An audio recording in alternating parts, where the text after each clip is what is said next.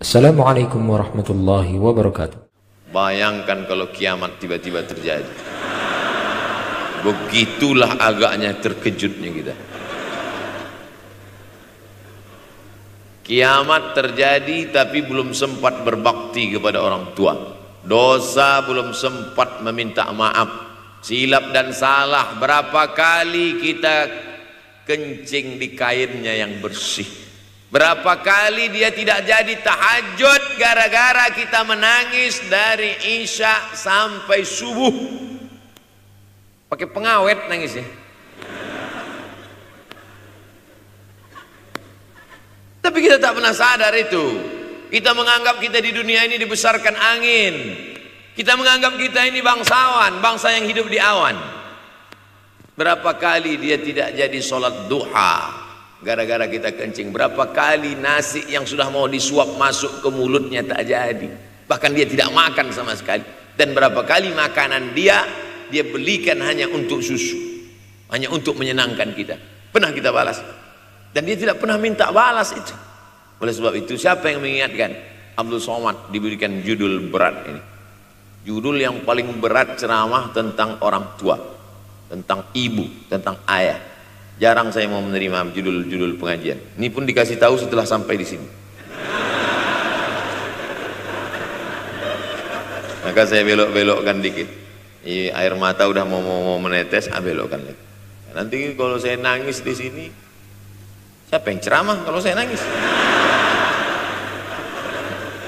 Oleh sebab itu maka yang orang tuanya masih ada, beruntung dan bertuah, bawakan dia rumah makan.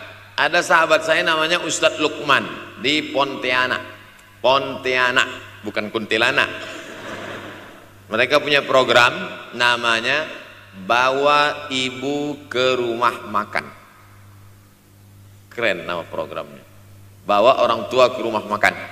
Nanti hari libur adik-adik anak-anakku sekalian libur, bawa ayah, bawa ibu ke rumah makan. Ketika Ustadz Lukman cerita itu ke saya, Ustadz Somad, kita punya program baru nih. Apa nama programnya Ustadz? Bawa ibu ke rumah makan. Alhamdulillah Ustadz Lukman, seluruh rumah makan di Pekanbaru tempat tinggal saya itu semua sudah saya bawa.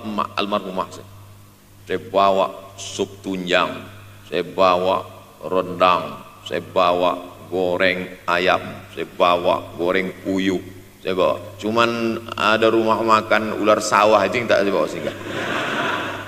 Lain dari itu sudah saya bawa. Tak ada penyesalan dalam hati, senangkan hatinya. Apa pakaian yang dia suka. Orang tua itu tidak minta yang besar, asal ada saja. Pulang dari Yogyakarta sampai ke rumah, ini tadi ada nampak sedikit tanda terkenang, kalau banyak makan sendiri. Ketika dia senang melihat itu, bahagia hatinya, nampak senyum di tepi bibirnya, pada saat itulah rahmat Allah terbuka. Pada saat itulah ridha Allah datang. Mengapa sulit mencari pekerjaan? Mengapa payah mencari penghidupan? Salah satu yang mempersempit ridha Allah itu adalah karena tidak berbakti kepada orang tua. Oleh sebab itu maka judul tema yang diberikan birrul walidain, berbakti kepada orang tua, bahagiakan. Ini ada juga ini anak-anak yang sudah sukses ini, papa, mama sudah meninggal, papa jangan risau, silakan terbang ke Yogyakarta, ada adik di sana, silakan terbang ke Surabaya, ada kakak di sana, silakan terbang ke Kuala Lumpur, ada keluarga di sana, jangan hiraukan. Kata bapaknya, kalian terbangku saja kalian pikirkan, kemana aku hinggap tak kalian pikirkan. Ada sebagian orang ketika ibunya meninggal dunia, marah dia, mengamuk dia anggap kebahagiaan itu sudah hilang, padahal membahagiakan orang tua dua-dua adalah tanggung jawab kita. Kalau dua-duanya sudah tidak ada Pak Ustadz, masih ada keluarga. Ada keluarga. Al-khalah bimasabatil saudara ibu, kakak ibu, adik ibu, sama seperti ibu.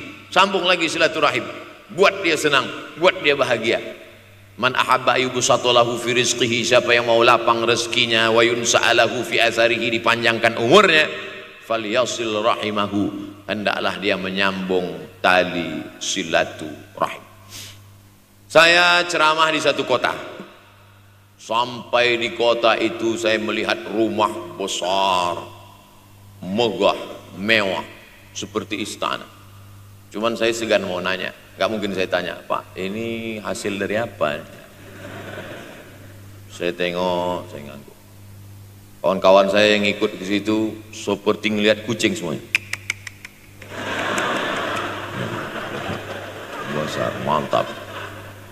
Setelah duduk, makan, habis makan, minum, habis itu Sohibul Bait yang punya rumah pun cerita.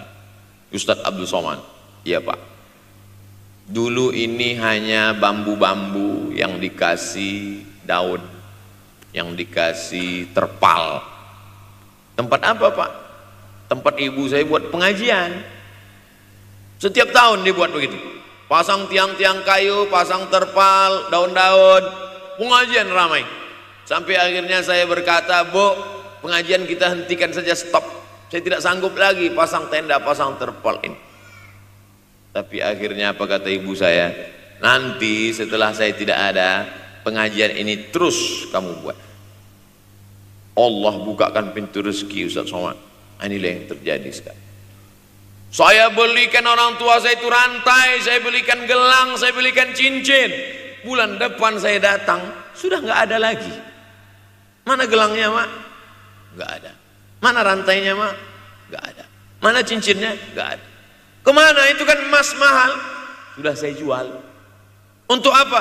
Untuk bersedekah ke fakir miskin. Rupanya gelangnya, rantainya itu habis dia berikan sedekah fakir miskin. Tobatkah si bapak untuk berbakti? Tidak. Bulan depan dia belikan lagi.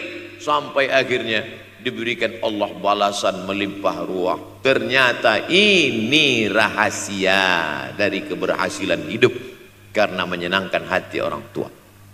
Saya tak sebut nama, saya tak sebut lokasi, tapi yang mau berkunjung nanti saya kasih lokasi tepatnya. Saya kasihkan nanti alamat dari Google, saya kasih. Supaya melihat secara nyata, kalaulah rezeki itu hanya diberikan kepada orang yang bersungguh-sungguh, pergi pagi pulang petang, peras keringat banting tulang, maka tentu yang kaya itu adalah sapi yang membajak dari pagi sampai sore. Kalaulah kekayaan keberhasilan itu diberikan yang paling pandai memanjat, maka tentu yang kaya itu monyet. Tapi Allah berikan kepada siapa? Yang dia ridhai. Dan penyebab ridha Allah itu adalah karena orang tua yang senang hatinya. Yang sempat durhaka, tidak sempat minta maaf, meninggal dunia dia sudah, apa boleh buat? Kau sudah booking seat di neraka.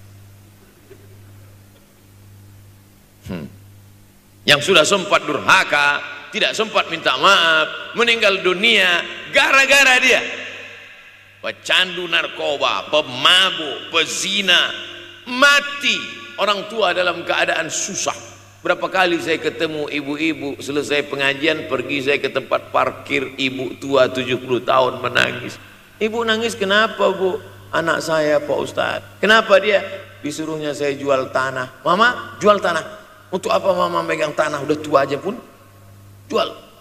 Mestinya anak itu yang menyenangkan hatinya di hari tuanya, bukan malah menyuruh jual tanahnya. Jual tanah supaya dia bisa bangun rumah, jual tanah supaya dia bisa menyekolahkan anak-anaknya. Na'udzubillah. Sudahlah tidak membahagiakan, malah menyusahkan.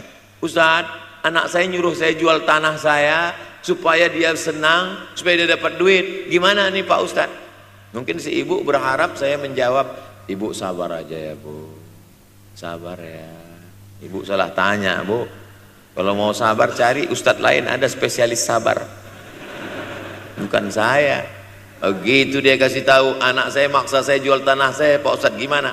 Mana alamat rumah anaknya? Mana? Saya mau datang. Mana? Anak durhaka, neraka jahanam tempat kau.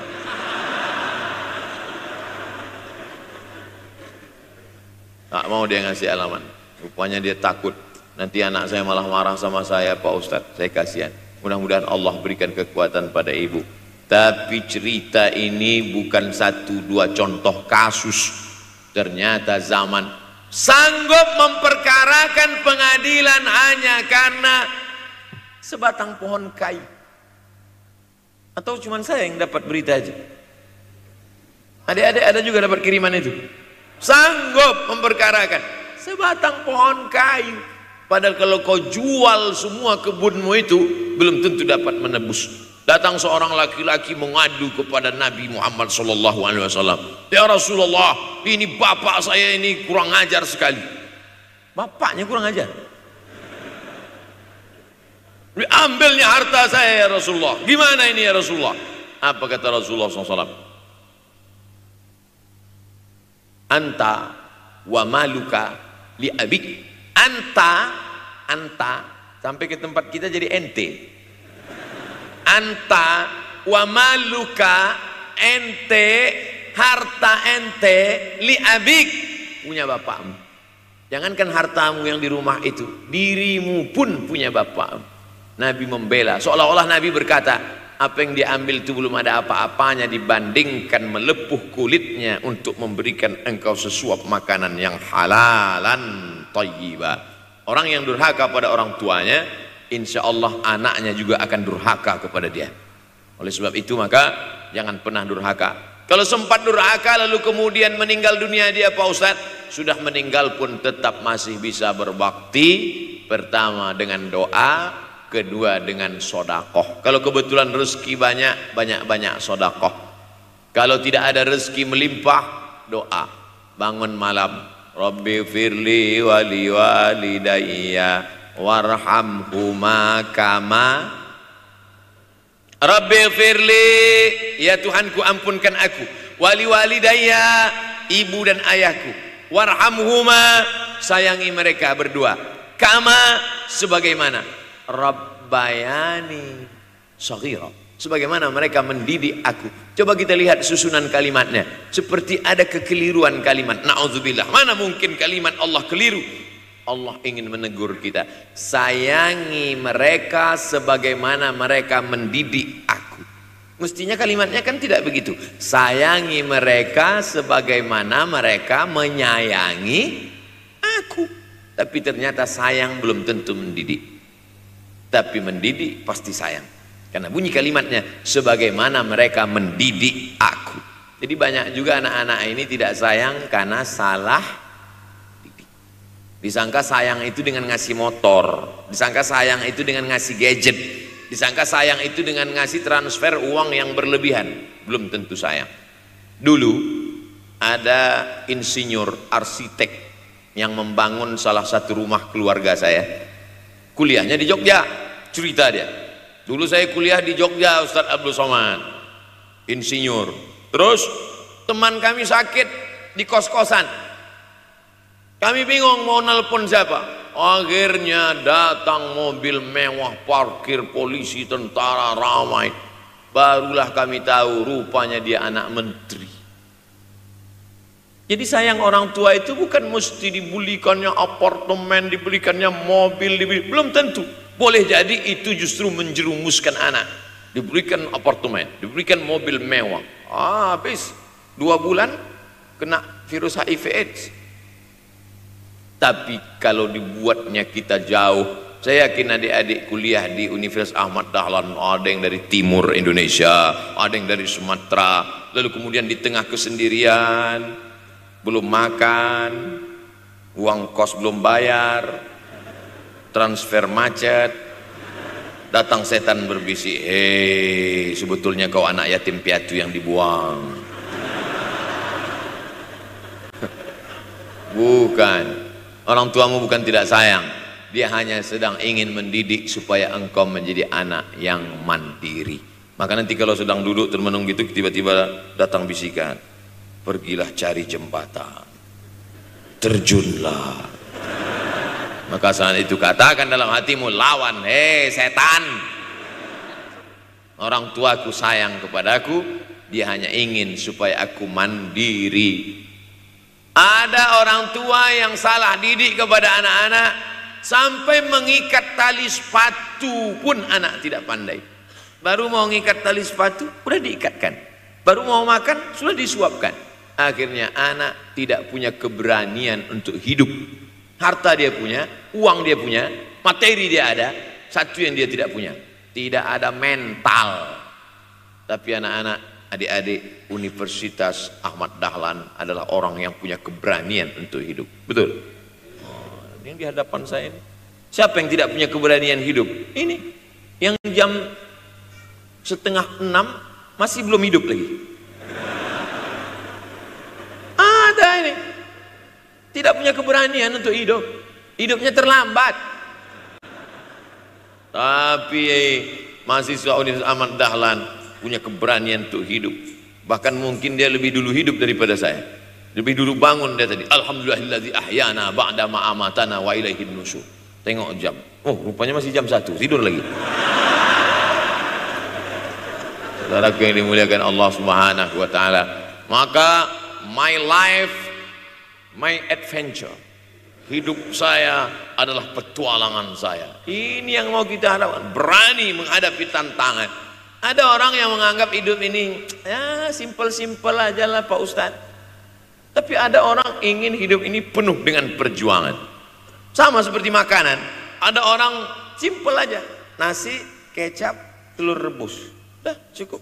Tapi ada orang mau ada goreng ayamnya, ada rendangnya, ada supnya, ada tom yamnya, ada lengkap semua. Begitu juga hidup ini. Ada orang yang simpel aja. Ambil goreng ikan, makan. Tapi ada satu lagi enggak. Pergi naik mobil sampai ke tepi hutan, naik motor. Habis itu nyewa speedboat sampai di tengah laut memancing. Ujung-ujungnya ikan juga. Yang dia nikmati bukan ikannya, tapi yang dia nikmati adalah proses untuk mendapatkan ikannya. Paham? Itu enaknya ngomong sama mahasiswa. Coba kalau yang masyarakat biasa, kita udah capek cerita, selesai ada pertanyaan, Ustadz maksudnya tadi apa ya? Aduh, capek gitu. Saya terus terang kalau ceramah di depan mahasiswa ini bangkit semangat saya lagi. Ini sekarang rasa-rasa umur 24. Tapi begitu nanti sudah mulai agak jauh dari mahasiswa, balik 42 lagi. Nah, makanya saya senang kalau diundang ke kampus-kampus. Saya kalau di Jogja diundang di kampus terus, walaupun nggak semua nerima.